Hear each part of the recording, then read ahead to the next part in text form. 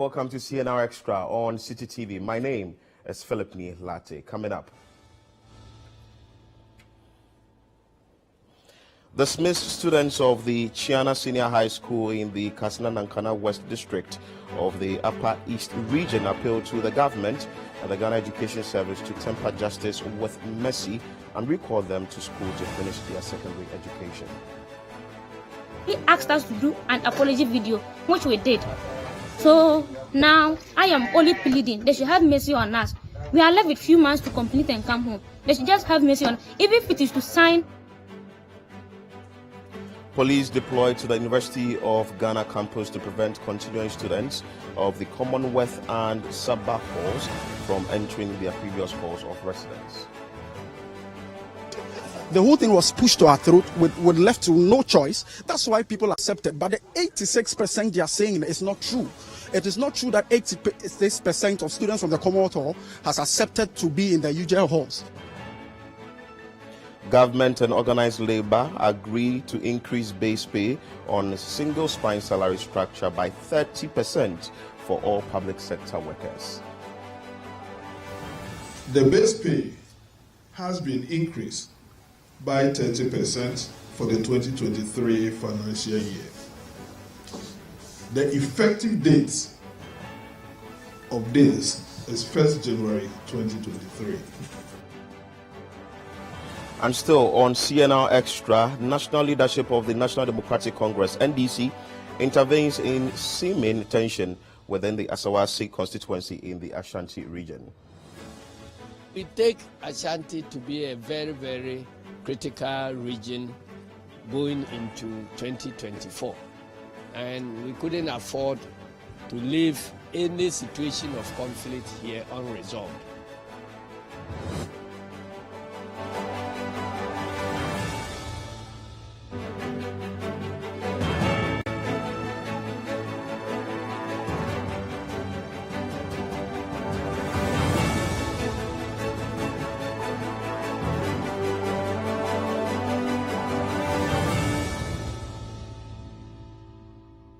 CNR Extra is interactive, so you can join us on our WhatsApp line.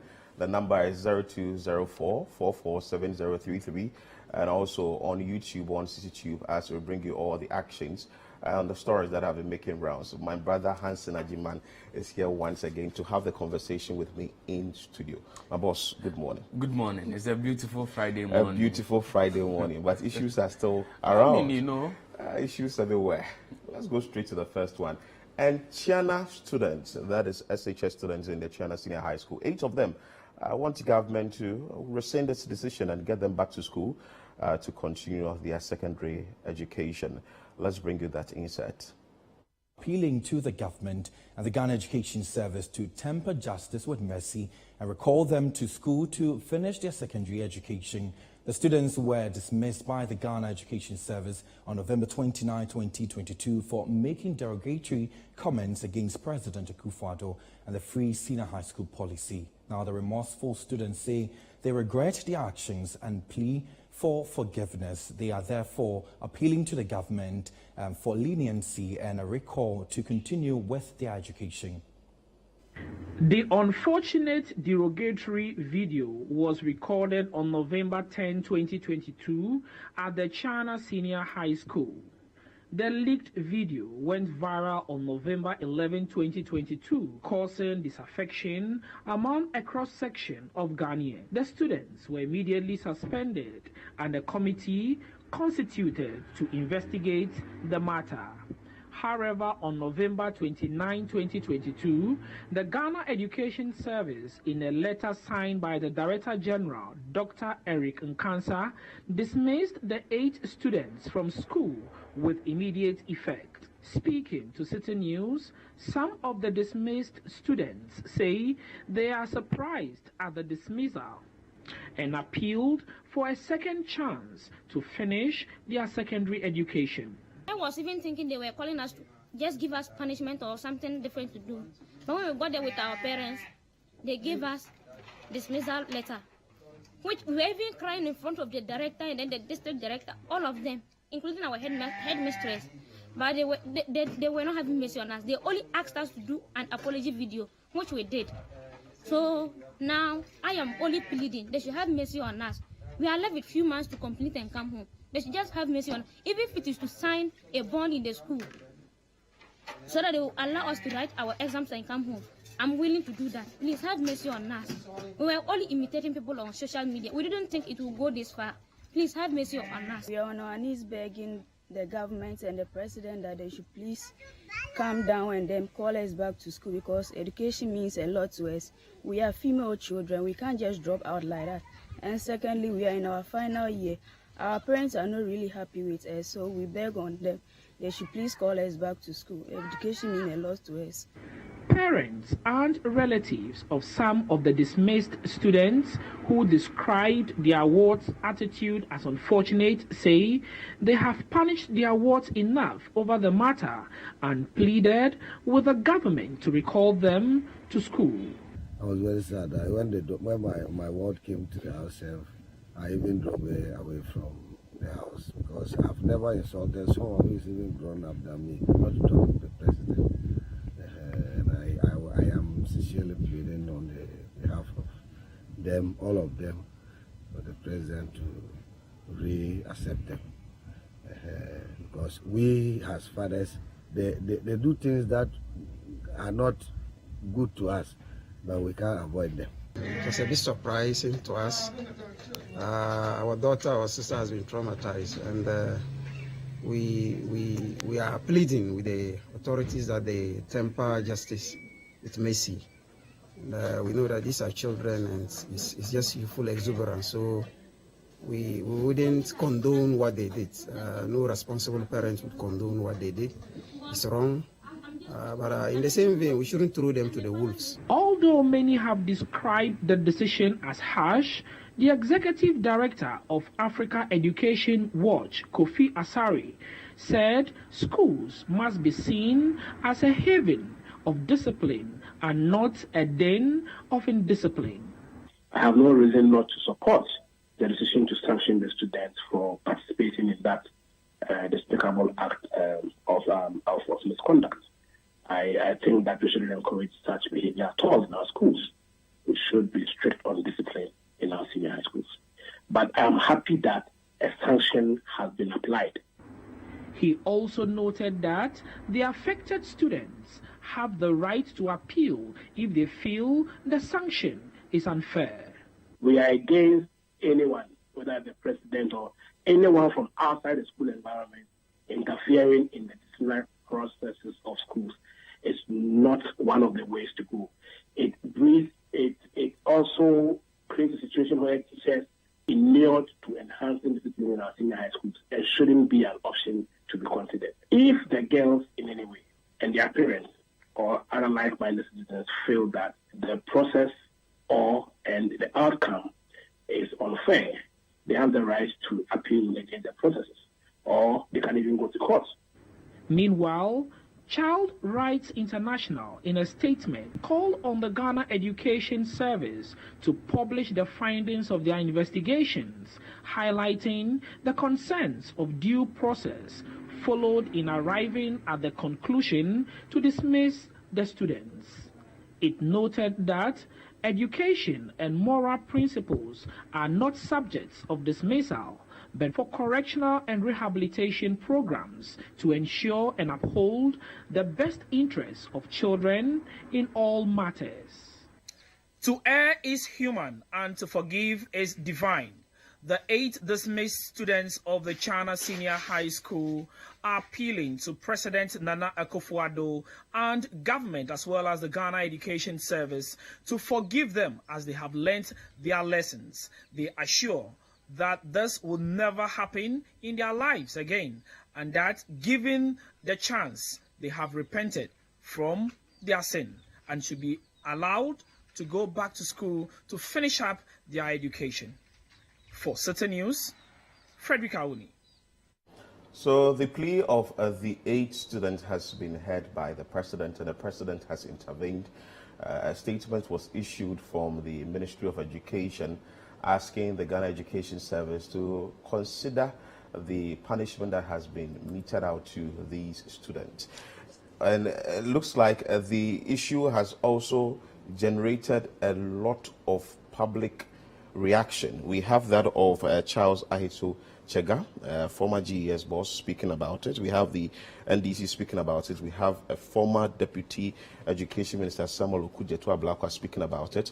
We have Peter Nochukoto, who is a ranking member on the Education Committee, speaking on it.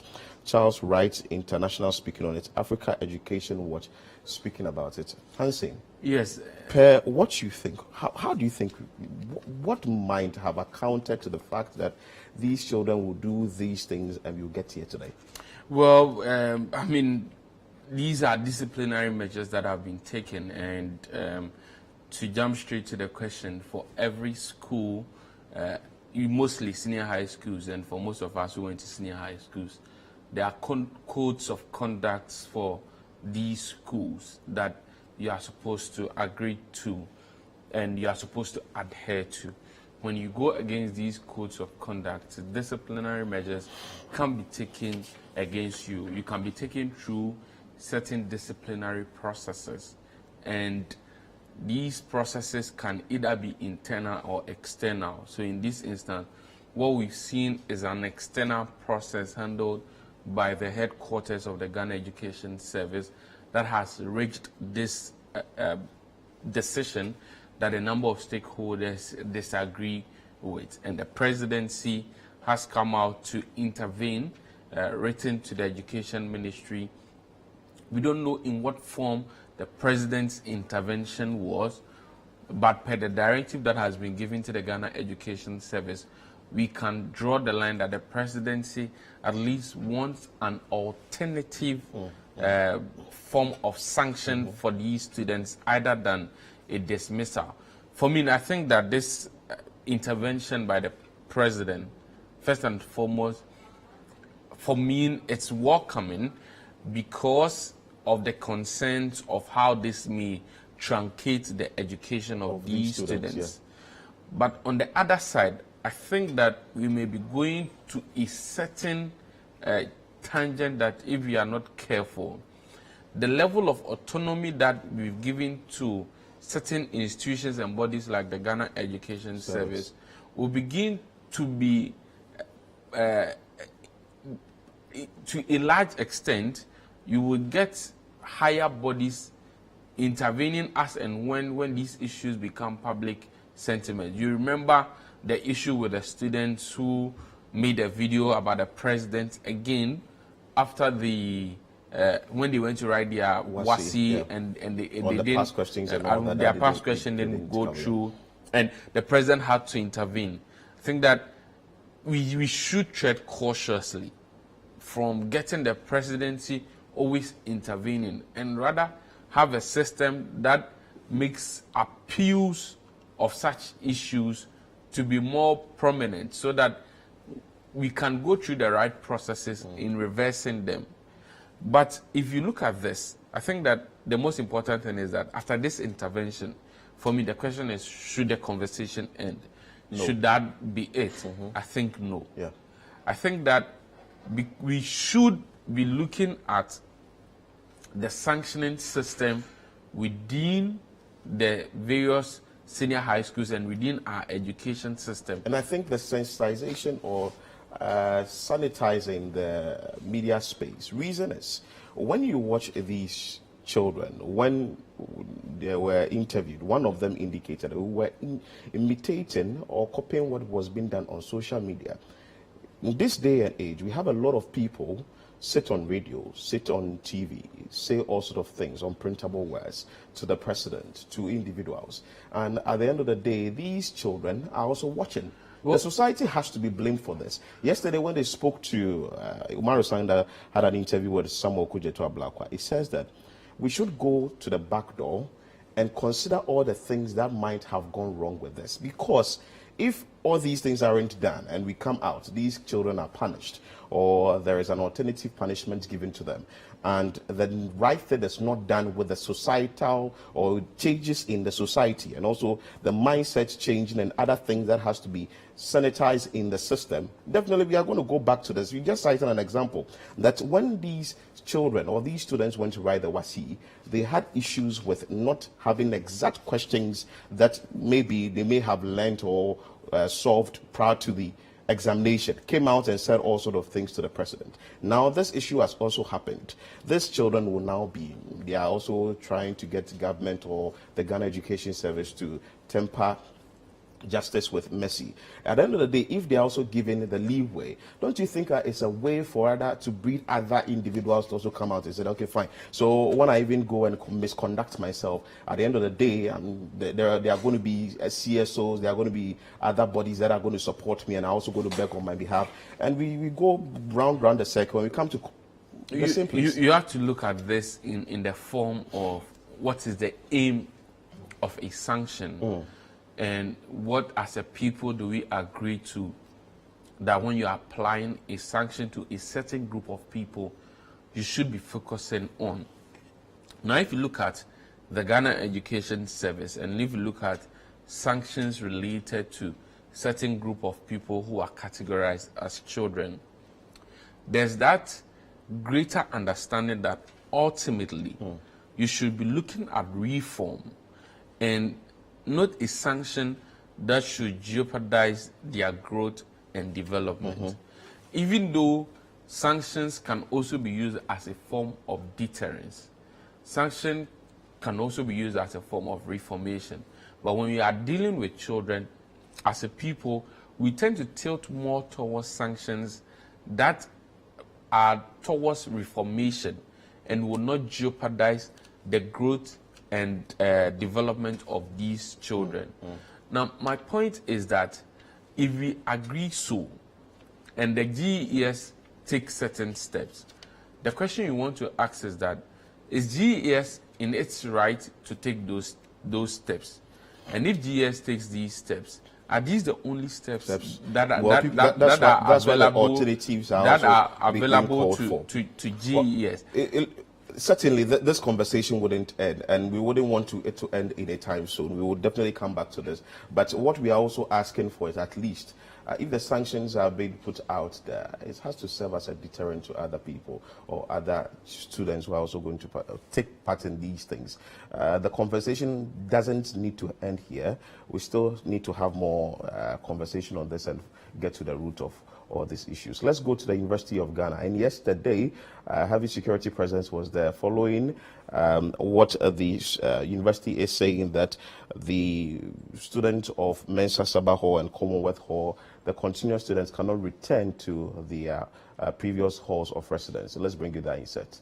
There was visible security presence at the University of Ghana campus on the very first day of reopening for students. Now, the police officers were deployed to prevent continuing students of the Commonwealth and Mensa Sabah halls from entering their previous halls of residence. Well, City News says Akosia Orche was there today and has filed this report. Akosia, what more can you tell us?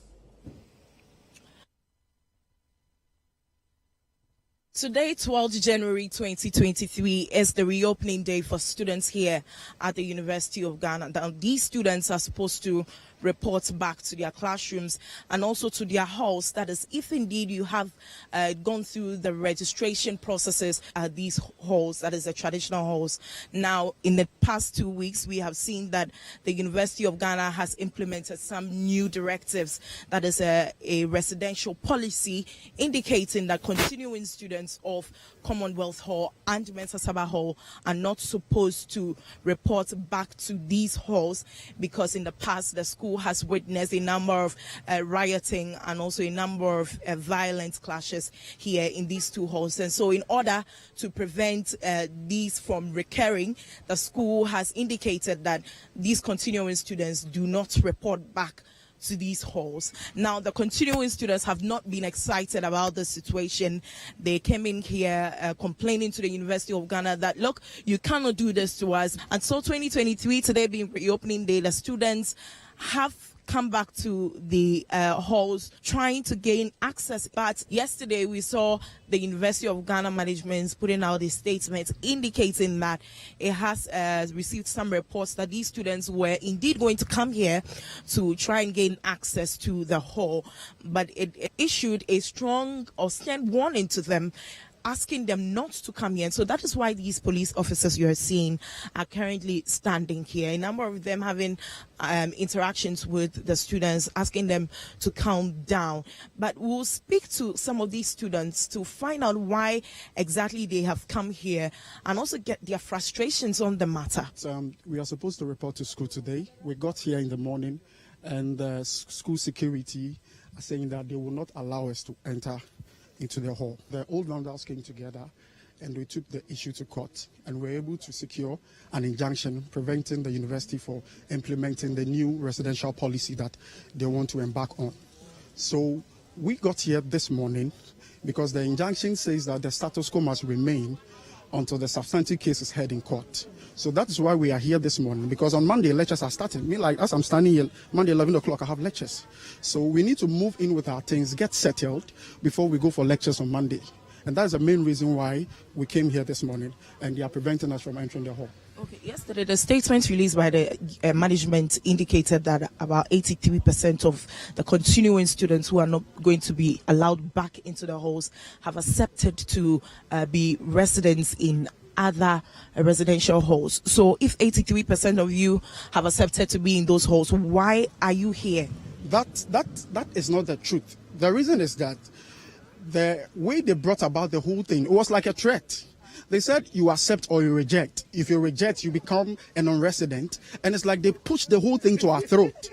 The whole thing was pushed to our throat with left to no choice. That's why people accepted. But the 86% they are saying is not true. It is not true that 86% of students from the Commonwealth Hall has accepted to be in the usual halls. And even those who are accepted, I can tell you that many have not even paid. What we want to let the whole world and Ghana to know is that University of Ghana management are flouting the laws of Ghana. That is what we want them to know. Because the injunction says that let the status quo remain until the substantive case is heard in court. So why do you prevent continuous students from entering their hall? You were in Commonwealth? Yes, I was in Commonwealth Hall. How frustrating is this? Because reopening day, you should be preparing yourself. As I'm speaking to you right now, yesterday I didn't sleep the whole night because paying 4,000 Ghana cedis comparing to paying times 500, there's vast difference between that. So right now I don't know how things will end. Yeah, I don't know. You see, when I got admission, I was moving all the way from Sakumono to campus, and it was way stressful. So I wrote a letter to the hall, and then they gave me. So that eased my stress. And then right now they are telling us that we are not going back to the hall. It's unimaginable. The stress that we are going through, I wish you were in our shoes to feel how we are going through this. Just level 400 about to finish. We have project works, we have a whole lot of things. There's money involved in all those things. And then right now you are telling us to go and pay more than 4,000 Ghana cedis in addition to our upkeep money and all of that. It's... Where do you stay? Kasua Bojuase. And even from that place to this side, unless you board a car from Bojuase to Kasua, before you board another car from Kasua to Madina or Legon, before you can even get access to come to school.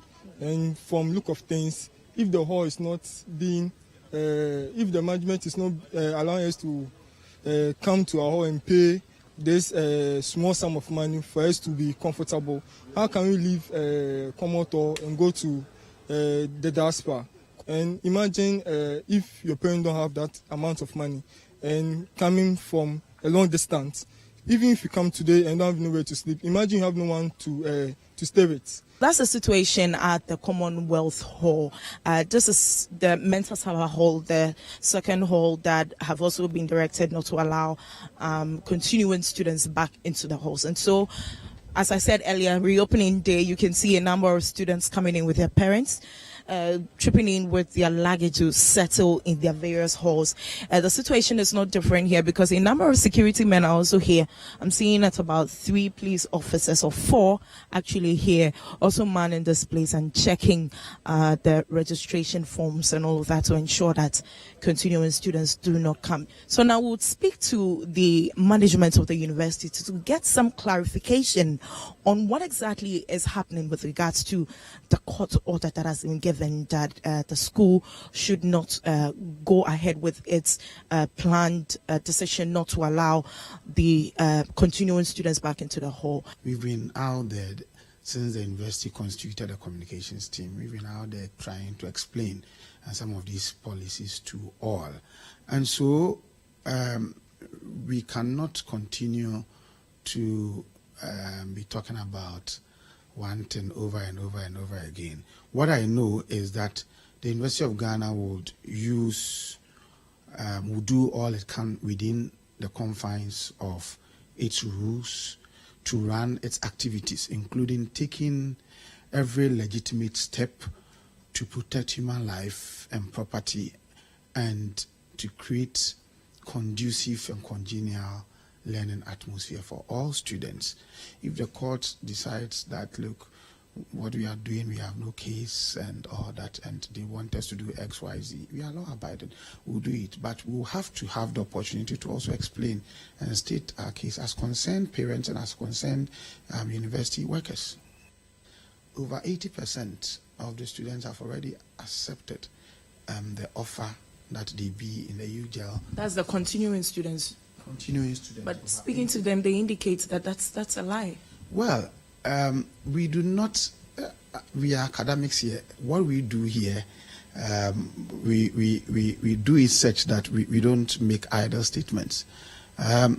You are a journalist. I'm saying over 80%, okay, have accepted the accommodations offered to them. You're a journalist. Just reach out to the top.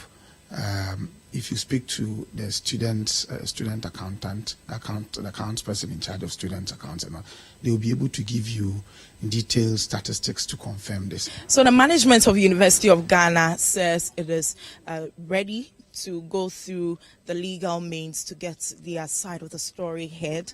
Meanwhile, the continuing students would have to maybe wait for some time to hear from the outcome of that particular engagement that would go on at the court. But also, it's still reopening day here at the University of Ghana, and the first years are required to report to the campus and also get all registrations done at their various halls. Reporting. So that is the situation at the University of Ghana campus. Well, the continuing students who previously were residents of the Sabah Hall and also Commonwealth Hall are not excited about the decision. Some of them, because that is what Professor Ransford Jampo said. He said over 80% of them have agreed to move out. But the students are also saying that going to the UGL halls, they are going to pay extra. They are going to pay more than what they were paying in their previous halls of residence. Well, this whole matter is... Well, you were on University of Ghana campus. Yes, so I was on the University of Ghana campus. I was a resident of Mensa Sabah Hall. Okay. And you see, when you look at the fees of students of these traditional halls and you compare it to the UGL halls, that's what within the University of Ghana students would say the diaspora, that's Liman, Kophorn, Elizabeth Say, and James Top Nelson Yanka Hall. If you look at these halls, their cost is thrice the amount that students pay at the traditional halls. Well, these are new halls with better facilities. Okay. So you may want to understand the cost component of that. And then for the traditional halls, most of them do not even pay for utilities as of the time I was in school. So now that it's 1,500 cedis, what we understand from the fee schedule is that for the traditional halls, for the new halls, it's 4,000 cedis. So that means that you need more than double to be able to make this payment. The argument that the university makes is that, well, there are some other people who are also there. They are also students. So, but the point is that some of these students who are in the traditional halls, by choice, chose these traditional halls. Okay. And others have been given the choice to choose whether or not they still want to be in these traditional halls or not. Now, you've denied them this choice. And the reason you've denied them this choice, you're saying, is because of the clashes that have been ongoing between the school and between these two Sabah and Commonwealth. Now, the question here is very simple. That when the videos came up, there are over 1,200 students in Mensa Sabah Hall. Over 600 of them are male students. There are about 800 male students in Commonwealth Hall. The very simplest of analysis is that the video footage that came out, did you see over 1,000 people fighting? The answer clearly is no. So any form of action that you take that attacks all these 1,000 people on the face of all logic and reasonabilities is harsh. So you're not also in support of what because the UG is doing? There are so many people who were not part of that clash. So what anybody would expect is that as a university with all the resources at its disposal, you can then take steps to identify and single out these persons who are engaged in this clash. Why will you make it affect everybody? And then the other point that you will come to is the practicability of the step that you are taking. You're saying that you are making it only a fresh. You are making these halls freshers halls only to avoid these clashes. I mean, sometimes when you are doing policy, you compare and contrast. And you think it's feasible? Go to the Kwame Nkrumah University of Science and Technology, University Hall, Katanga, the Kunti. These are halls primarily freshers. We heard what happened in the Kwame Nkrumah University of Science and Technology. Go to UCC, Kesley Hayford Hall, and Atlantis Hall. We've been hearing what have been happening there. These are also halls primarily. So you don't think that what UG is doing can work? I mean, if you look, I'm just putting the facts before you, Philip. These are the facts. If you are comparing these same issues and these policy decisions were taken, has it solved the situation? It hasn't. Not. So that means that you need to be rethinking. But the bigger conversation has to be accommodation issue. Okay. And the university is failing. And anybody at all who can speak to the university should tell the university to sit up and address accommodation issues. So that is what is taking some of these decisions. So that is what is coming from Hansen Ajiman, that the University of Ghana campus or the University of Ghana management must deal with accommodation issue. And this stopping continuing students from the Mensa Sabah Hall and also Commonwealth Hall, it's not a way to solve the issue that is happening there. This is still CNR Extra on City TV, still to come. Government and organized labor agree to increase base pay on single spine salary structure by 30% for all public sector workers. Stay with us, we'll be back with more stories.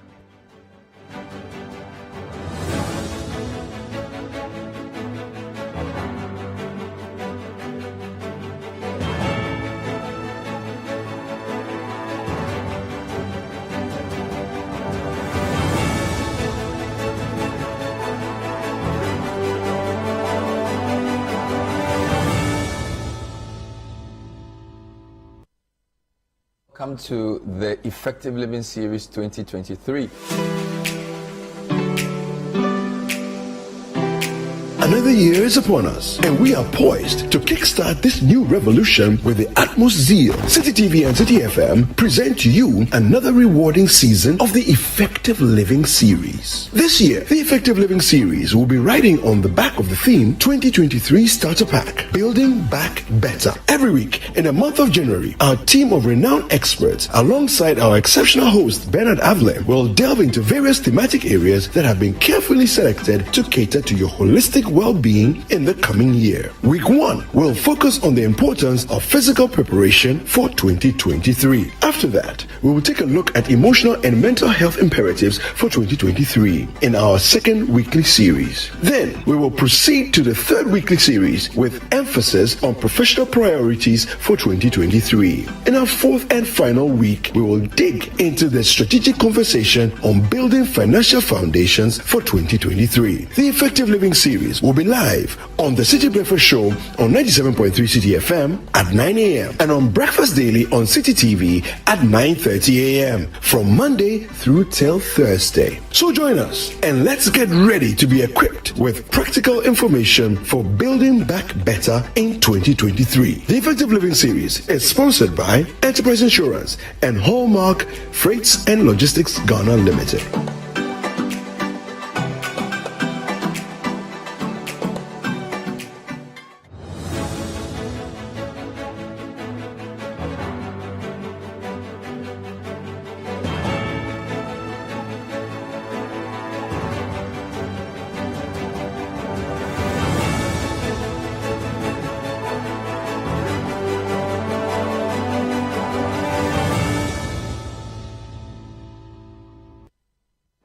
Many thanks for staying with us here on CNR Extra on City TV. You can join us with your thoughts, contributions, and suggestions via WhatsApp line 0204447033.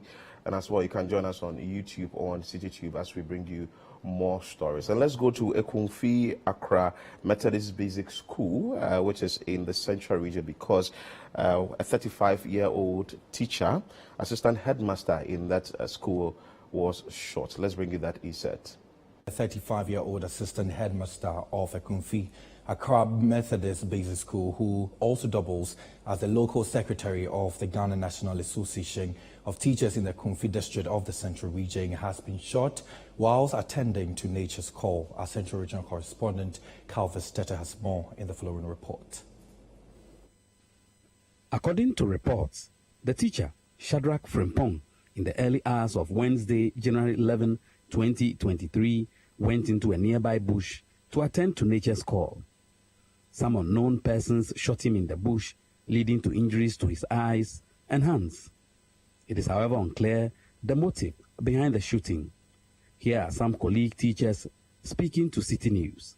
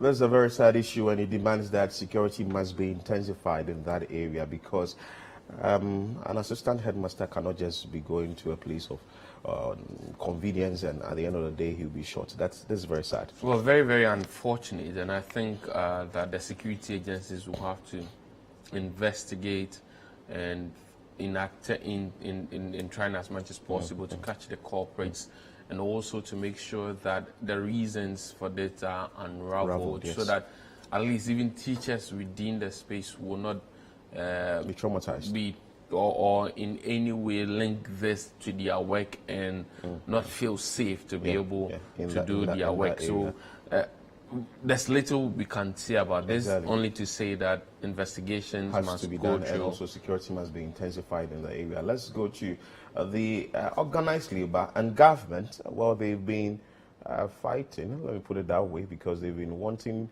an increase in base pay of 60%, and also government doesn't want to give out the 60%. Well, that led them to having meetings for 8 times. Yesterday, fortunately, they came to a consensus and had 30% increase on base pay. Let's bring you that insert.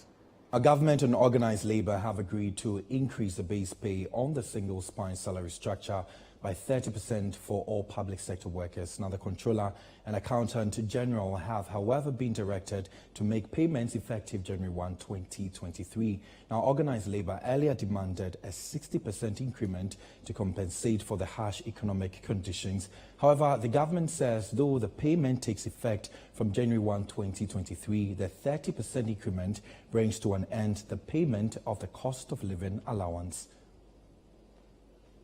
After 8 consecutive negotiations between the government and organized labor, government has finally yielded to paying public sector workers 30% more on their base pay. For organized labor, the announcement of an increment in the national daily minimum wage decreases the value of their base pay, hence their demand to close the gap.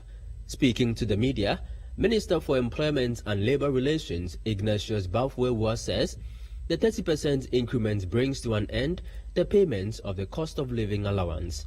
The base pay has been increased by 30% for the 2023 financial year.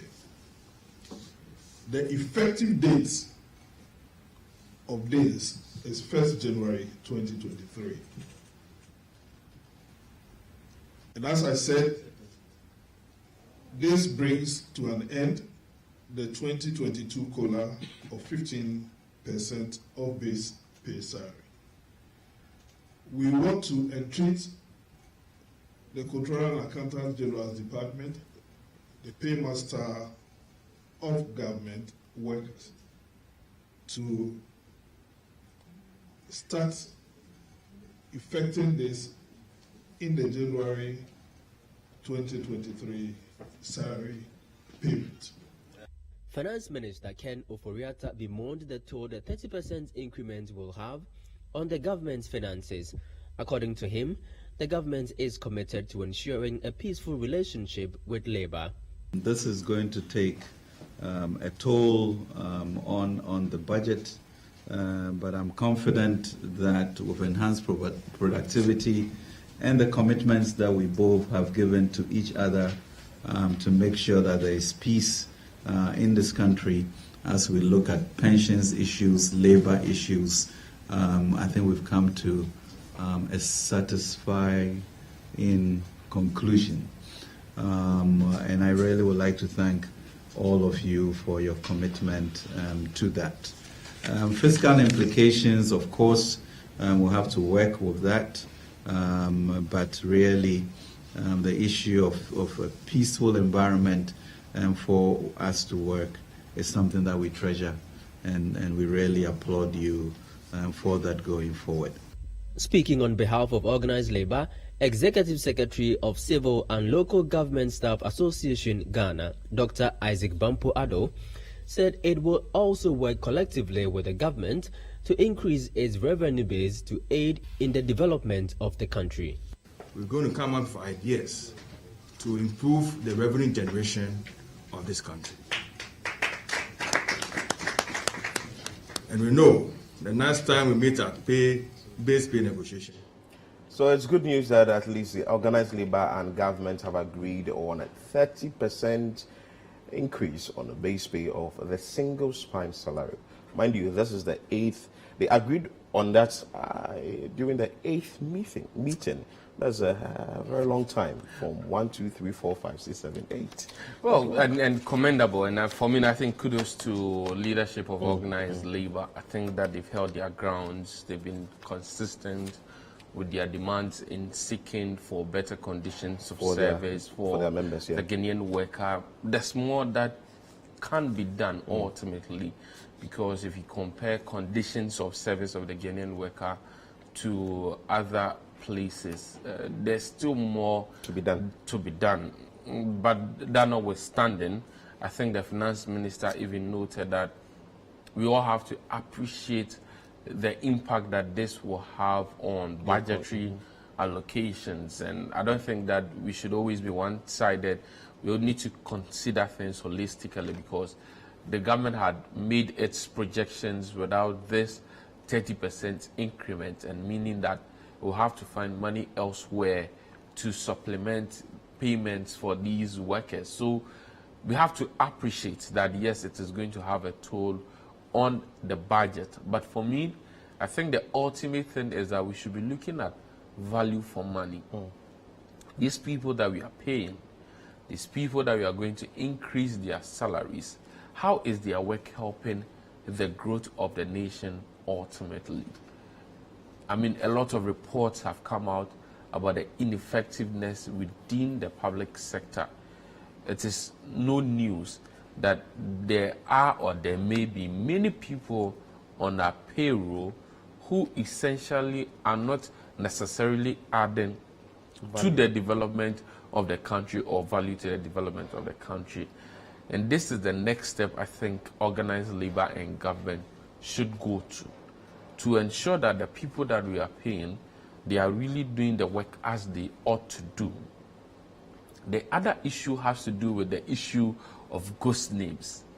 If you are increasing base pay by 30% and there still exists... Are the ghosts also receiving some? Yes, I mean, if there exists a quantum number of ghosts within the payroll, that means that we'll be paying the salaries and a 30% increment at this particular time to people who do not exist, essentially. Yes, so I think that these things are very laudable, and government has to check that, because 30% is you. But then again, government has indicated that the 30% brings an end to COLA.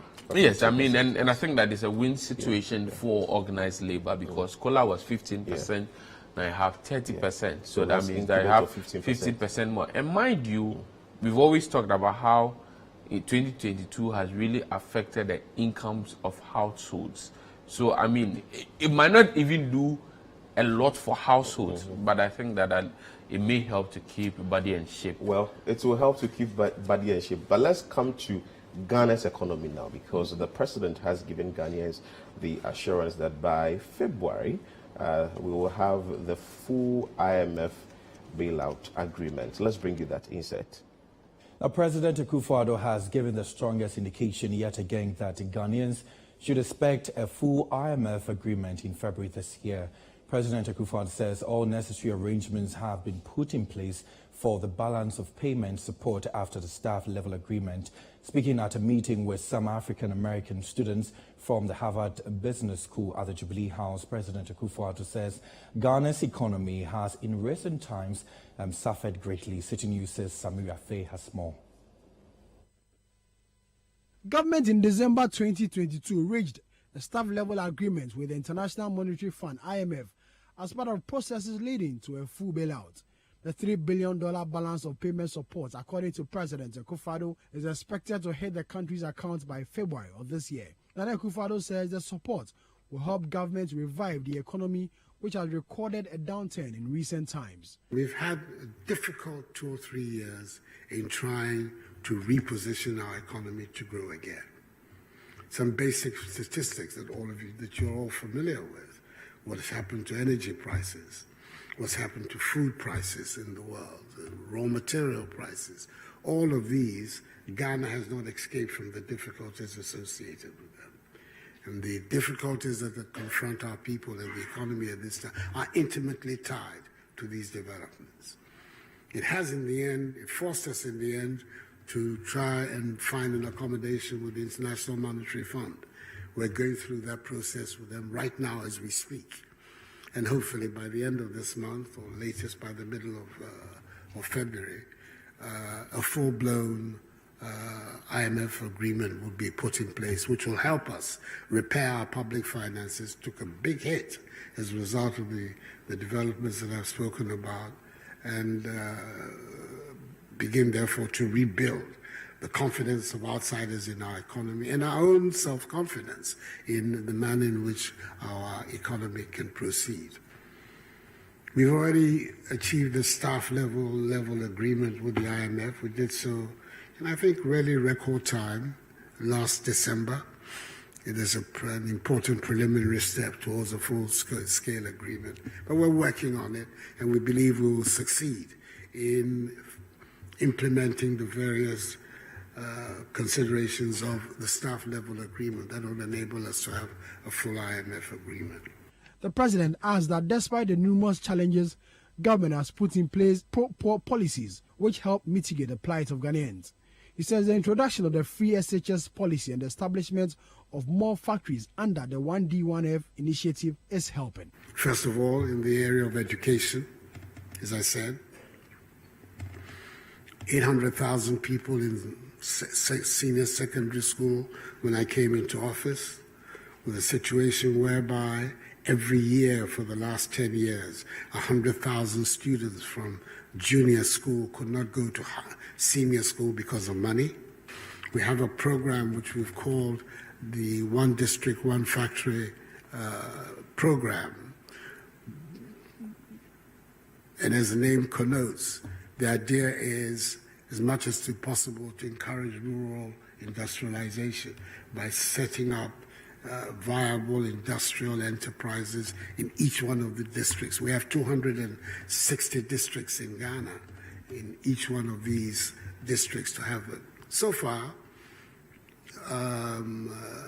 297 projects are on the road.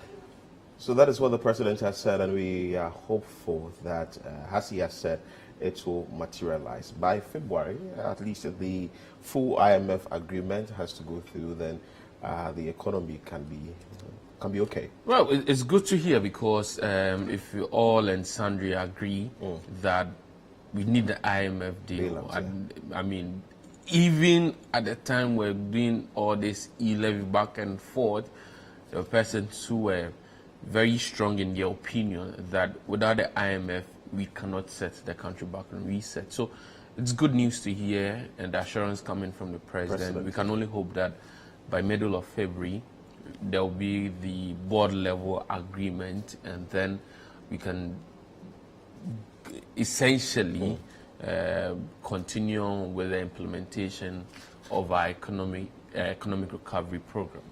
So we are keeping hopes alive, and we are expecting that by February that will go through. That is the IMF deal. You're still watching CNR Extra on City TV. Still to come. National leadership of the National Democratic Congress, NDC, intervenes in seeming tension within the Asawase constituency of the Ashanti region. Kindly stay with us. We'll be back with more.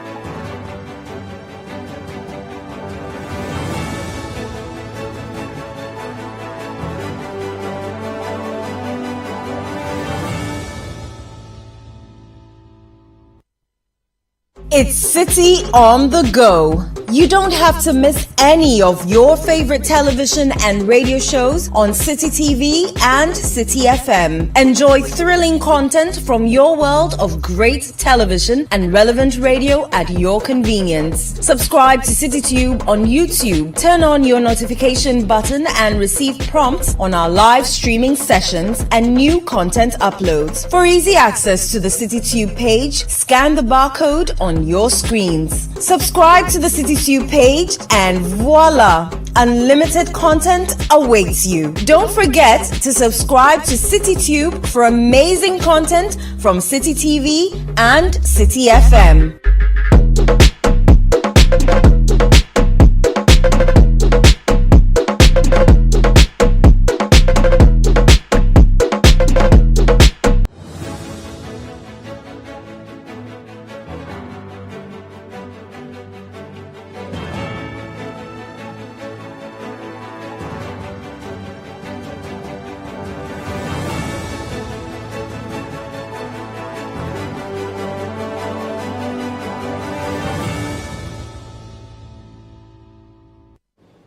Many thanks for staying with us. And let's go to the Asawase constituency, because the national leadership of the NDC is making some significant strides there to solve the tension in that constituency. Let's bring you that insert. Following the controversies that arose during the recently held NDC internal elections, the national chairman of the party says the party has made significant gains with respect to reconciliation. Now, speaking to journalists in Kumasi, Mr. Siedu Nketia noted that he holds no grudges against any party member as a result of the internal elections, and various executives have also resolved to come together to ensure the party wins the next election. Ashanti regional correspondent Fatih Aminu Ibrahim reports. Deep cracks developed within the National Democratic Congress (NDC) during the recently held internal elections. Various factions came up because of a number of issues among party members. Some party members verbally attacked each other publicly. Analysts warned that if measures are not taken to address the issues, it may affect the fortune.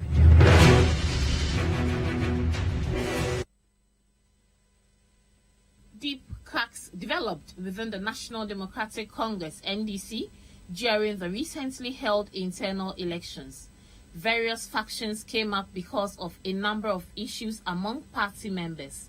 Some party members verbally attacked each other publicly. Analysts warned that if measures are not taken to address the issues, it may affect the fortunes of the party in the 2024 elections. Speaking to journalists in Kumasi, the national chairman of the party, Johnson Asiedu Nketia, allayed the fears of party members and said friction among members is being addressed. We take Ashanti to be a very, very critical region going into 2024. And we couldn't afford to leave any situation of conflict here unresolved. So we came to join the Council of Elders, chaired by my good friend here who will be addressing you shortly, and then the Regional Executive Committee. So since morning, we've sat through series of meetings, and I'm happy to report that we have made significant progress towards the reconciliation of the party in Ashanti. He called on party members to embrace the tenets of multi-party democracy and not see. So Johnson Asiedu Nketia has stated that the party is making significant gains to ensure that the tension in the Asawase constituency is resolved. Well, we wish them well.